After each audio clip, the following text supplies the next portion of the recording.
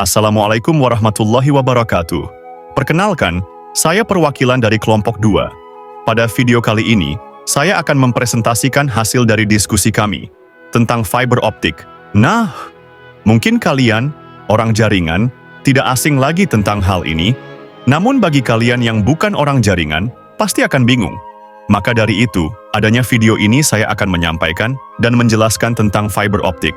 Dan tanpa basa-basi lagi, ayo kita masuk dalam materinya. Let's go!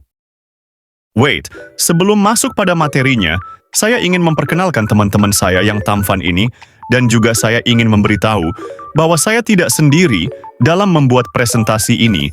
Kami membuat presentasi ini secara bersama-sama.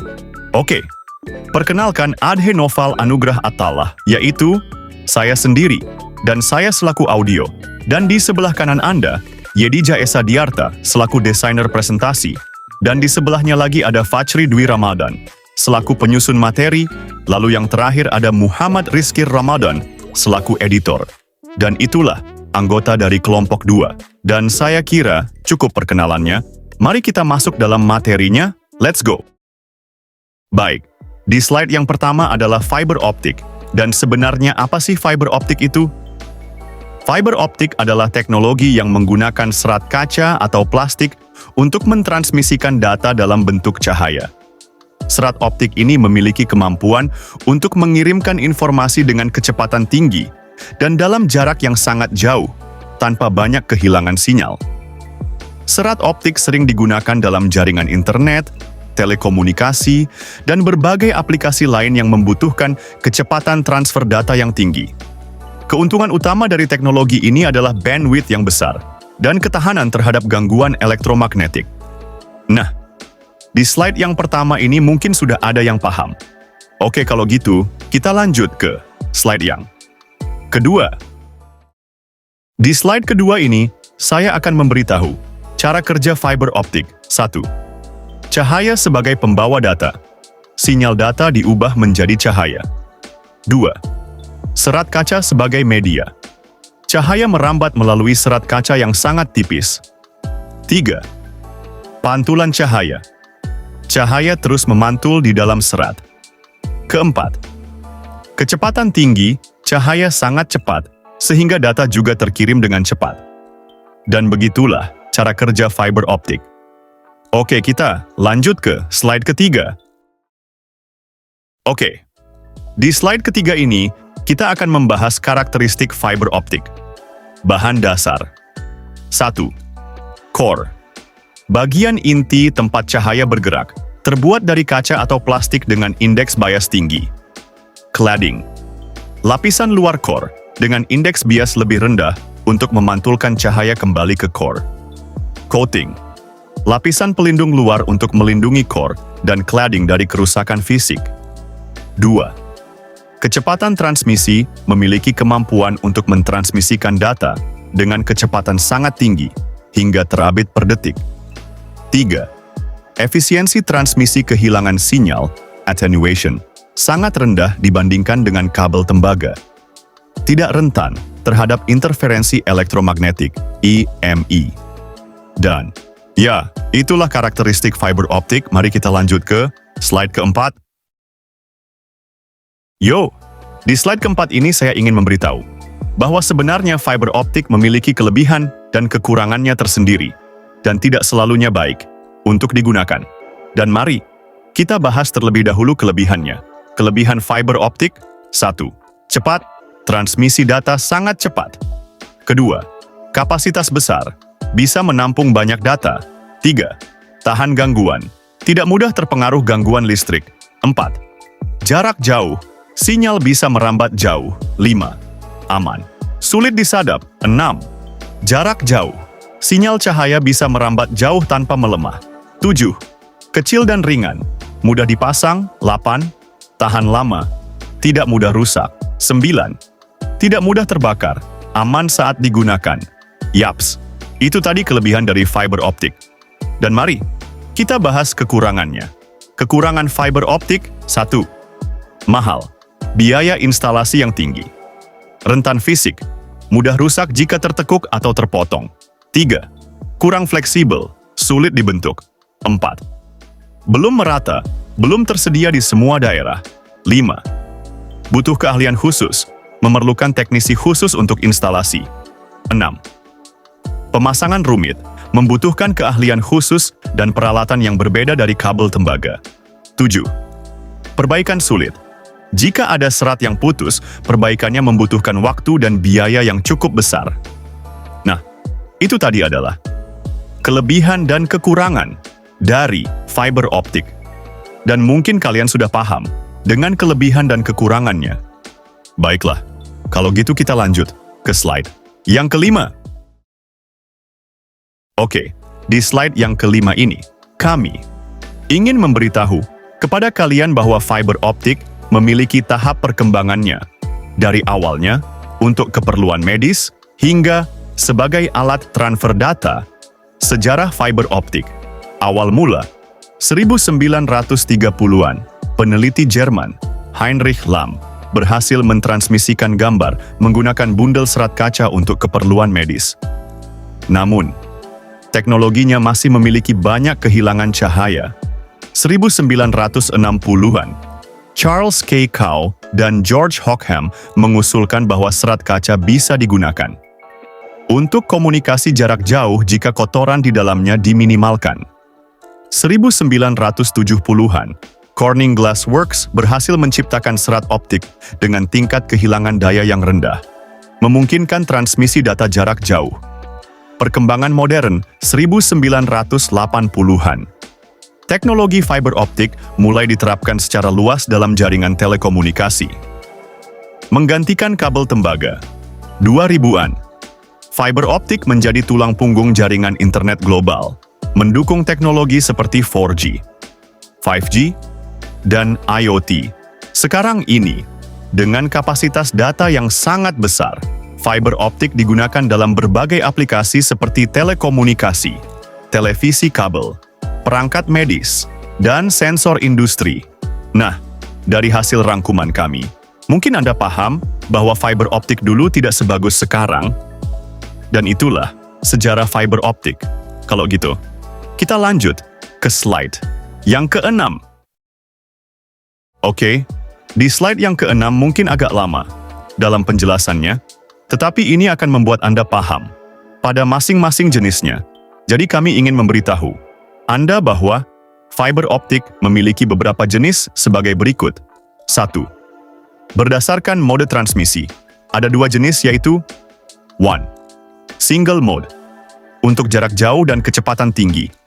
Dan itu tadi, jawaban intinya. Namun penjelasannya, sebagai berikut. Single mode fiber, SMF. A. Memiliki inti dengan diameter sangat kecil, sekitar 9 mikrometer. B. Hanya memungkinkan satu jalur transmisi cahaya. C. Digunakan untuk transmisi jarak jauh, karena memiliki atenuasi rendah dan kapasitas data tinggi. D. Biasanya digunakan pada jaringan telekomunikasi dan internet. Lanjut yang kedua. 2. Multimode. Untuk jarak dekat dan biaya lebih murah. Dan itu tadi jawaban intinya. Namun penjelasannya sebagai berikut. Multimode fiber, MMF. A. Memiliki inti lebih besar, 50–62,5 mikrometer. B. Memungkinkan banyak jalur cahaya berjalan sekaligus. C. Cocok untuk transmisi jarak pendek karena sinyal dapat mengalami distorsi dan atenuasi lebih tinggi. D. Biasanya digunakan dalam jaringan lokal, Local Area Network, LAN, atau di dalam gedung. Dan fiber optik memiliki jenis indeks bias, yaitu dua jenis fiber optik berdasarkan indeks bias. 1. Step index, sederhana tapi sinyalnya kurang bagus untuk jarak jauh. Dan itu tadi, jawaban intinya. Namun penjelasannya sebagai berikut. Step index fiber. A. Memiliki perubahan indeks bias yang tajam antara inti dan cladding, selubung. B. Tersedia dalam varian single mode dan multimode. C. Umumnya lebih sederhana dan lebih murah, tetapi kualitas transmisi cahayanya lebih rendah. Lanjut yang kedua. 2. Graded index. Lebih kompleks tapi sinyalnya lebih stabil dan bisa dikirim lebih jauh. Dan itu tadi, jawaban intinya. Namun penjelasannya sebagai berikut. Graded Index Fiber. A. Indeks bias pada inti berubah secara bertahap dari pusat hingga ke tepi. B. Mengurangi distorsi sinyal pada fiber multimode. C. Memiliki performa lebih baik dibandingkan step index fiber. Baik, itu saja yang dapat saya rangkumkan untuk Anda. Dan pasti Anda sudah paham tentang jenis-jenis fiber optik. Kalau gitu, kita lanjut ke slide ke-7. Let's go. Oke, di slide yang ke-7 ini, kami akan membahas generasi fiber optik. Fiber optik telah mengalami beberapa generasi perkembangan sejak pertama kali dikembangkan, dengan peningkatan dalam kapasitas transmisi, kualitas sinyal, dan efisiensi. Berikut adalah penjelasan mengenai generasi fiber optik, generasi perkembangan. 1. Generasi pertama 1980. Kapasitas 10 GB per kilometer per detik. Penjelasannya, teknologi. A. Menggunakan cahaya inframerah dengan panjang gelombang sekitar 0,8 sampai 0,9 mikrometer. B. Sumber cahaya, laser diode, LD, atau light emitting diode, LED. C. Media transmisi, multimode step index fiber. Kedua, generasi kedua 1990. Mode tunggal, kapasitas 50 GB per kilometer per detik. Penjelasannya, teknologi. OPOR. A. Menggunakan panjang gelombang 1,3 mikrometer mm. B. Media transmisi, single mode fiber dengan atenuasi lebih rendah dibanding generasi pertama. Ketiga, generasi ketiga 1990. Kapasitas 100 GB per kilometer per detik. Penjelasannya, teknologi. A. Menggunakan panjang gelombang 1,55 mikrometer mm, di mana atenuasi paling rendah pada fiber optik terjadi. B. Mulai menggunakan teknologi Erbium Doped Fiber Amplifier, EDFA, untuk memperkuat sinyal cahaya. C. Media transmisi, Dispersion Shifted Fiber, DSF, keempat. Generasi keempat, 2000, teknologi DDUDM, kapasitas 500 GB per kilometer per detik. Penjelasannya, teknologi. A. Memanfaatkan Dense Wavelength Division Multiplexing, DDUDM, yang memungkinkan beberapa panjang gelombang ditransmisikan dalam satu serat. B. Panjang gelombang masih pada 1,55 mikrometer, mm. Kelima, generasi kelima saat ini, Coherent Optical dan SDM, dan mendukung 5G. Penjelasannya, teknologi. A. Coherent Optical Communication, menggunakan modulasi fase, amplitudo, dan polarisasi cahaya. B. Space Division Multiplexing, SDM, memanfaatkan beberapa inti, core, dalam satu fiber atau beberapa mode multiplexing. C. Panjang gelombang tetap pada 1,55 mikrometer, mm.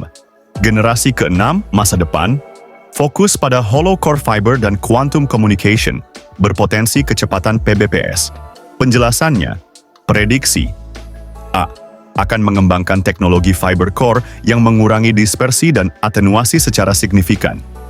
B. Kecepatan bisa mencapai petabit per detik, PBPS. C. Teknologi quantum communication untuk keamanan data yang lebih tinggi. Oke, dari penjelasan yang lumayan panjang, kami harap Anda paham tentang gen pertama hingga saat ini dan masa depan. Oke, kalau sudah paham, mari kita lanjut ke slide yang ke-8. Let's go. Baik, di slide yang ke-8 ini, kita akan sama-sama membahas tentang alat-alat untuk instalasi fiber optik dan alat-alatnya. Yang kami jelaskan, ada 6 item, dan satu persatu alat memiliki fungsi dan cara kerjanya masing-masing. Baik, kalau gitu kita mulai ke alat yang pertama. 1. Fusion Splicer. Fungsi: menyambungkan dua serat optik dengan sangat presisi menggunakan panas. Cara kerja: ujung serat optik yang telah dibersihkan dan dibelah akan diletakkan di dalam mesin. Lalu mesin akan menyatukan kedua ujung tersebut dengan menggunakan panas yang sangat tinggi. Hasil sambungan yang baik, akan memiliki kekuatan dan kualitas transmisi data yang sama dengan serat optik asli. Nah, itu tadi item yang pertama. Kita lanjut ke item yang kedua. Let's go! Yo, alat yang kedua ini adalah Second Fiber Cleaver. Oke, saya jelaskan sedikit. Fiber cleaver adalah alat khusus yang digunakan untuk memotong ujung serat optik dengan sangat presisi. Bayangkan seperti gunting yang sangat tajam, tapi dirancang khusus untuk memotong serat kaca yang sangat halus. Fungsi: memotong ujung serat optik dengan sangat presisi sehingga menghasilkan permukaan yang halus dan lurus. Cara kerja: serat optik dimasukkan ke dalam slot cleaver dan ditekan hingga pisau pemotong mengaktifkan secara otomatis. Fiber cleaver memiliki fitur penting, yaitu presisi tinggi. Sangat penting untuk mendapatkan potongan yang sangat akurat. Tahan lama. Alat ini harus kuat dan tahan lama untuk penggunaan jangka panjang. Mudah digunakan. Desain yang user-friendly sangat penting agar alat ini mudah digunakan oleh teknisi. Usia pisau. Pisau harus awet agar tidak perlu sering diganti. Nah, itu tadi item yang kedua. Kita lanjut ke item yang ketiga. Let's go! Oke, alat yang ketiga ini adalah stripper. Baik, saya jelaskan sedikit titik dua titik. Stripper adalah alat yang digunakan untuk mengupas lapisan pelindung luar dari serat optik. Lapisan pelindung ini biasanya terbuat dari bahan plastik atau logam yang berfungsi untuk melindungi serat kaca di dalamnya. Dan stripper memiliki beberapa jenis stripper yang umumnya digunakan, antara lain stripper mekanis, menggunakan pisau atau blade untuk mengupas lapisan pelindung. Alat ini cukup sederhana dan mudah digunakan. Stripper kimia, menggunakan bahan kimia untuk melarutkan lapisan pelindung. Alat ini lebih presisi, tetapi membutuhkan penanganan yang hati-hati karena bahan kimia yang digunakan bersifat korosif.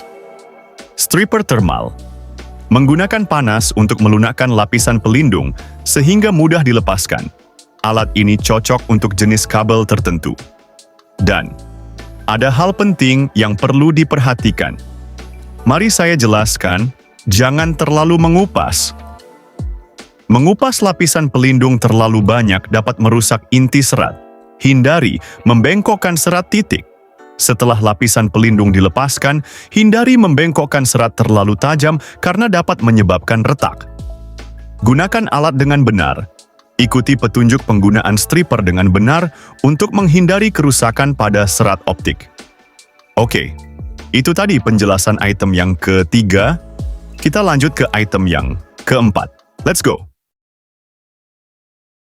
Oke, alat yang keempat ini adalah Optical Power Meter, OPM. Baik, saya jelaskan sedikit titik dua titik. Optical Power Meter, OPM, adalah alat yang digunakan untuk mengukur kekuatan atau daya sinyal optik dalam suatu sistem serat optik. Sederhananya, OPM mengukur seberapa kuat cahaya yang merambat melalui serat optik.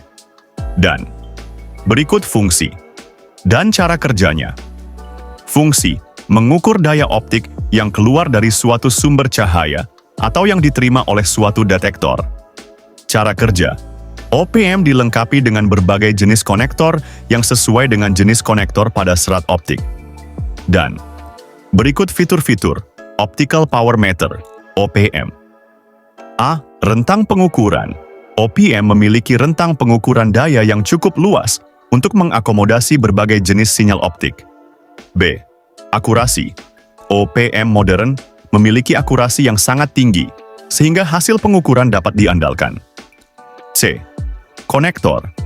OPM dilengkapi dengan berbagai jenis konektor, SC, FC, ST, LaCille-Persei, untuk dapat digunakan dengan berbagai jenis kabel fiber optik. D. Fungsi tambahan. Beberapa OPM memiliki fitur tambahan seperti pengukuran panjang gelombang dan penyimpanan data. Oke, itu tadi penjelasan item yang keempat. Kita lanjut ke item yang kelima. Let's go!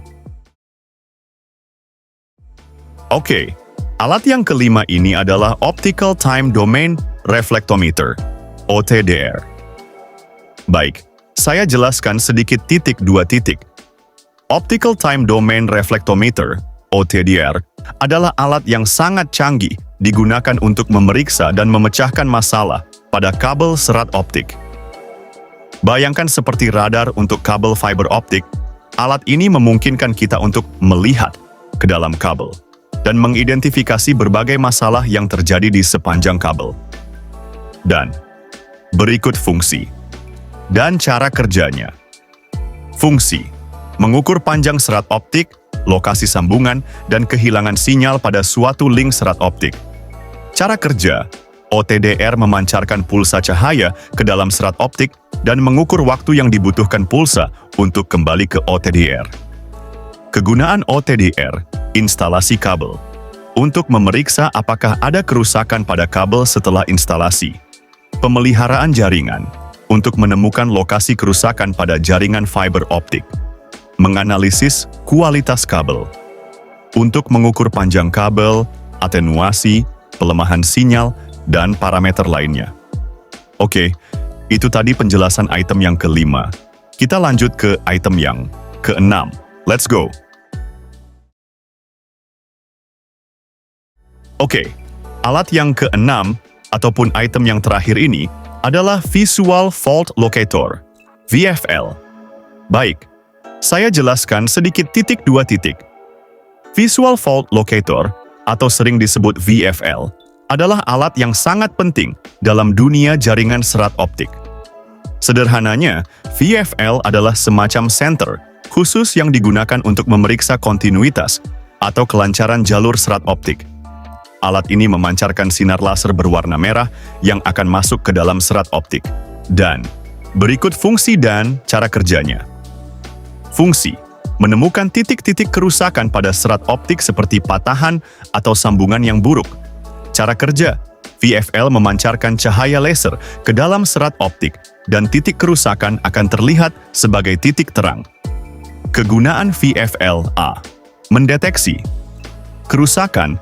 VFL sangat efektif dalam mendeteksi berbagai jenis kerusakan pada serat optik, sehingga memudahkan teknisi untuk melakukan perbaikan. B. Memeriksa kontinuitas. Dengan VFL, teknisi dapat dengan cepat memeriksa apakah suatu jalur serat optik masih terhubung dengan baik atau tidak. C. Memudahkan identifikasi. Cahaya laser yang keluar dari titik kerusakan dapat membantu teknisi untuk secara visual mengidentifikasi lokasi kerusakan dengan lebih mudah. D. Pengujian awal.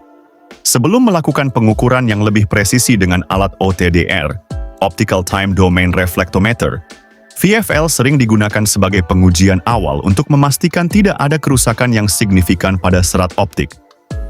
Dan juga, VFL memiliki keterbatasan, yaitu A.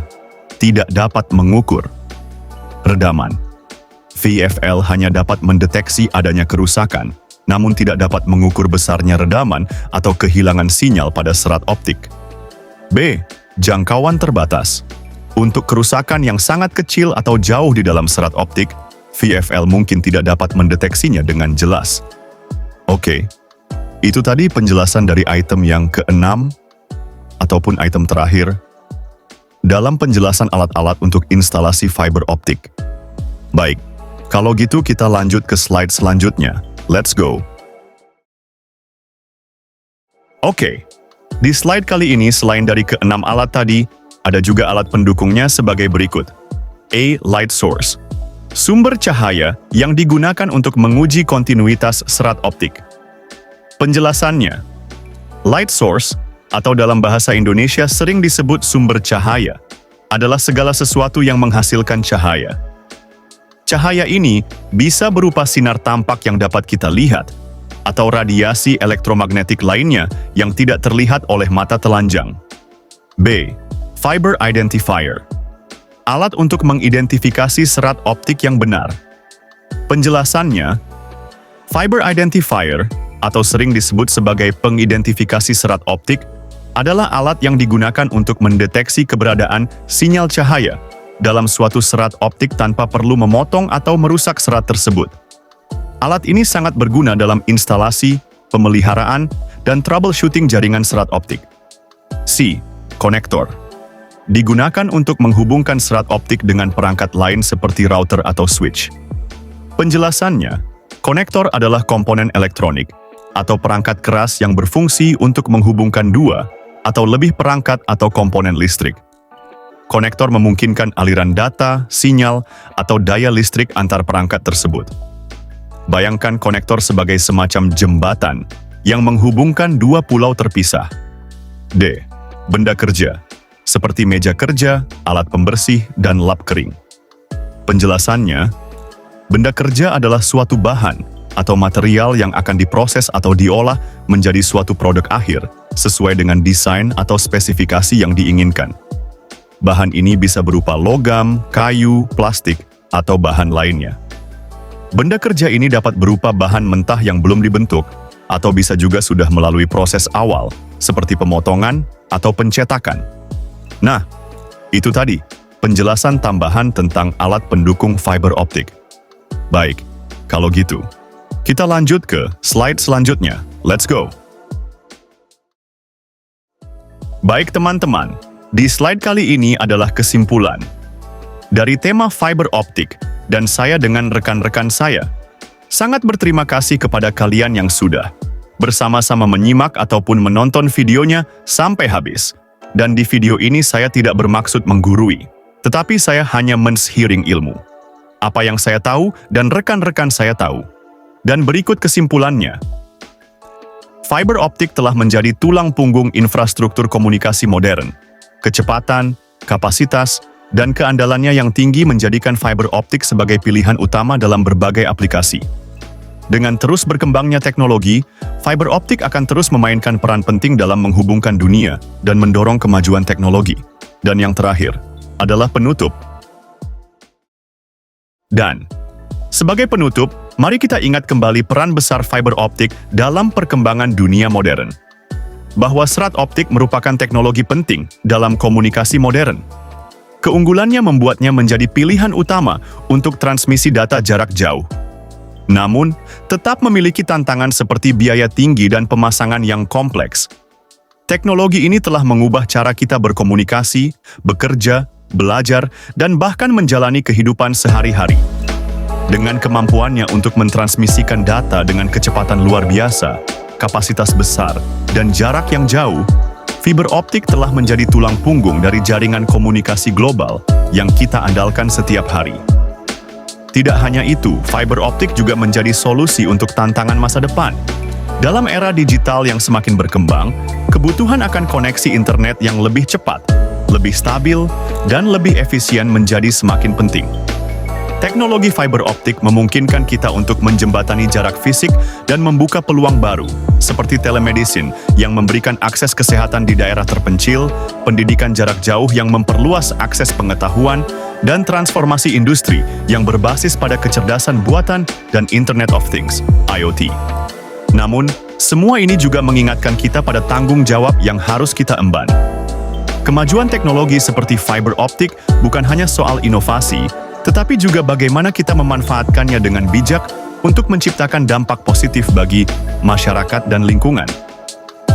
Dengan keunggulannya yang ramah lingkungan dibandingkan teknologi komunikasi lain, fiber optik dapat menjadi bagian penting dari upaya global untuk menciptakan dunia yang lebih berkelanjutan. Semoga pembahasan ini tidak hanya menambah wawasan kita tentang fiber optik, tetapi juga menginspirasi kita semua untuk terus mendukung perkembangan teknologi ini ke arah yang lebih baik. Mari bersama-sama memanfaatkan teknologi ini untuk menciptakan dunia yang lebih terhubung, lebih inklusif, dan lebih maju. Terima kasih atas perhatian Anda, dan semoga informasi yang telah disampaikan bermanfaat bagi kita semua. Yo, sampai sudah di akhir video. Sekali lagi kami berterima kasih kepada kalian karena sudah menyimak dan menonton video ini sampai akhir. Kami dari kelompok 2 ingin meminta maaf. Jika ada kata yang menyinggung ataupun kurang mengenakkan, kami mohon maaf dan kami pamit undur diri. Tapi sebelum ditutup videonya, bagi kalian yang mau sharing ataupun memberi saran, bisa komen di bawah. Thank you, Choi. Let's go!